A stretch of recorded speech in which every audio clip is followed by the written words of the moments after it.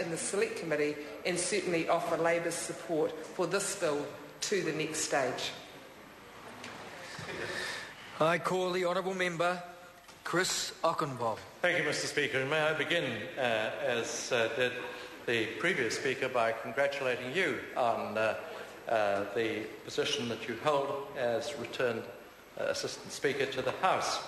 And I'm sure many other members, Mr. Speaker, will enjoy your careful and considered way you fulfil your responsibilities. So congratulations on that. I'm particularly pleased to follow the Honourable Ruth Dyson in this particular bill, particularly as she spoke so positively and in such a considered way about this bill. It's not new to this particular committee. It is new to me because I'm a new member of the committee. But it was, I think, bodes well for the passage of this bill through the Select Committee to hear such a positive approach being taken by both sides of the House. And I'm very pleased to be taking a call on the Electronic Identity Verification Bill, which is the latest step in National's programme of better public services. This is an excellent step forward for online government services, and for all the reasons that so far canvassed by Minister Adams and by Honourable Ruth Dyson, it augurs well for the future. The world of technology moves very quickly, Mr. Speaker, and occasionally governments are accused of not keeping up with that changing world. That criticism cannot credibly be levelled at this government. We're rolling out high-speed broadband to schools, homes and businesses across the country, and we have improved our cyber security. Under new Minister, the Honourable Amy Adams, our communications and IT infrastructure will continue to grow as New Zealand begins to benefit from the transformative effect of what we've achieved thus far in this area. Mr. Speaker, it's appropriate that as we are transforming New Zealand with some of the highest broadband speeds in the world, that we also establish online government services that match the best in the world. This bill establishes the Electronic Identity Verification Service. The service will be responsible for issuing individuals with an electronic identity for use across multiple government agencies with an online presence.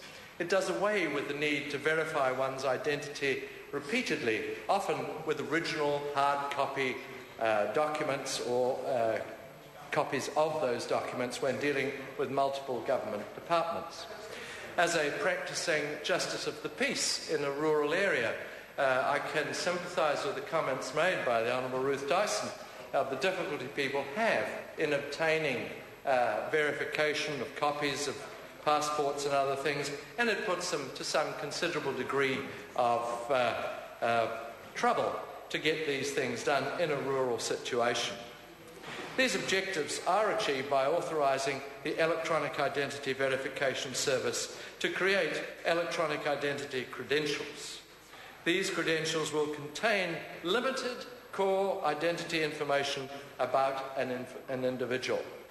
The core information can include the full name of the individual, the gender, the date of birth, and the place of birth of the individual. The electronic identity credential will ensure that a government agency with an online presence can identify individuals with a great degree of accuracy, which is necessary when dealing with sensitive government services. This is particularly the case, for example, when dealing with those services related to identity, such as the issuing of passports. By centralising the verification of online service users' identities, will not only provide a high degree of efficiency for both the users themselves and the government agencies they deal with, will also provide a consistent level of security across agencies. This whole-of-government approach to identity verification is in line with National's goal of providing better public services. The Honourable Ruth Dyson did ask that I take the opportunity to canvass with the Minister why we are using the Post Office in particular. Basically, it's a matter of providing a contract which they have contested for and have secured. It gives one measure of control so that we don't lose measurements of efficiency by having random providers, and also they are a national organisation where most people have access to a post office service within a reasonable distance from where they live. And basically, those were the contributing reasons for that choice. But I'd like now to focus on the principles set out in this bill, particularly in Clause 4. These are the principles which must be taken into account by every participating agency. And I concur with previous speakers, Mr. Speaker, when I say that it's very comforting to see the degree of preparation that has gone into the drafting of this bill, because it hasn't avoided what we could call public perception issues, which are going to be a feature of this sort of thing. And again, I find myself agreeing with previous speakers who say that there will be public apprehension, particularly amongst people who are perhaps a little older and not au fait with modern technology. And I think most of us, if really pressed, would find it hard to give an absolute assurance of the net being a very secure sort of organisation. Indeed, most of our institutions would caution care when using it. But basically, it's the controlling principles which will decide on the protocols which control this service. And these are the principles which must be taken into account by every participating agency. These principles provide a strong defence, in my mind, against any kind of misuse of this new important tool. Mr. Speaker, when considering an online service which involves government collecting personal information about individuals for use across multiple government agencies, one's first concern must be for the security and appropriate use of that information. Information is power. Once somebody has it, it cannot simply be taken away. And so this bill has been structured from the point of view that in receiving that information, there are safeguards over its use. I'm pleased to see that any concern on that score is well and truly put to bed by the strong safeguards in this bill.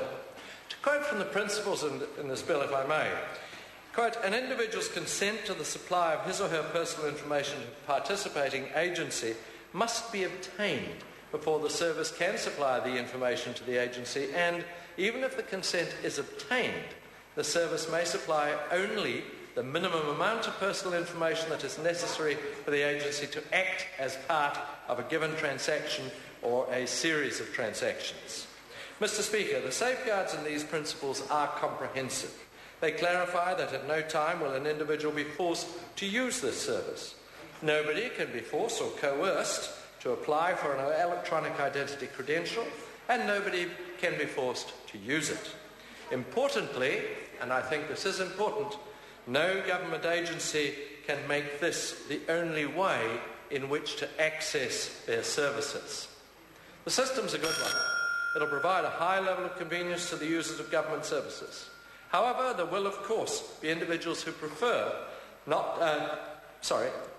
there will be individuals who prefer not to make use of it for all sorts of reasons. The principles of this bill make it absolutely clear that that decision is at their discretion, and it will not prevent them from accessing government services. In addition, individuals are entitled to check the information on them held by the electronic identity verification service and to view the usage of his or her electronic identity credential. This is the level of service you can expect from most privately run online services, and it's good to see this bill will ensure people can expect that level of service from their government-run services. Mr. Speaker, when dealing with online information, security of information is the utmost importance. Safeguards in this bill are comprehensive, and they seem to me to be an appropriate level of security for the information which will be held. I'm sure this is an area which will be thoroughly scrutinised when it comes before the Government Administration Committee, and I too look forward to working on it there. The Electronic Identity Verification Bill brings our online government services into the 21st century. It does so in a way that comprehensively safeguards the security and the privacy of those who use those services, and for those reasons, Mr. Speaker, I fully commend this bill to the House. I call the honourable member